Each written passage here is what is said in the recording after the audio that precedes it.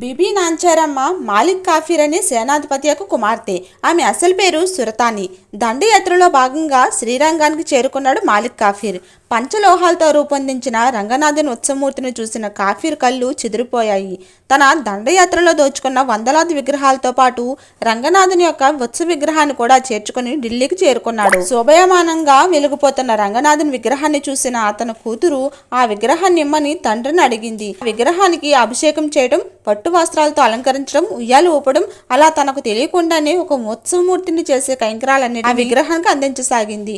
మరో పక్క రంగనాథుడు ఉత్సవమూర్తి లేని శ్రీరంగం వెలవెలబోయింది. భక్త్యం చేసి ఆ మాలిక్ కాఫీర్ని వేడుకునేందుకు ఢిల్లీకి ప్రయాణమయ్యారు. తన ఆస్థానానికి చేరుకున్న అర్చకులు చూసి మాలిక్ కాఫీర్ మనసు కరిగిపోయింది. ఆ విగ్రహాన్ని తిరిగి తీసుకెళ్లేందుకు సంతోషంగా అనుమతిని అందించాడు. కానీ అప్పటికే రంగనాథుని మీద మనసు పడిన సురతాన్ని గురించి విన్న అర్చకులు ఆమె అదమర్చి నిద్రించే సమయంలో ఆ విగ్రహాన్ని ఊరు దాటించారు.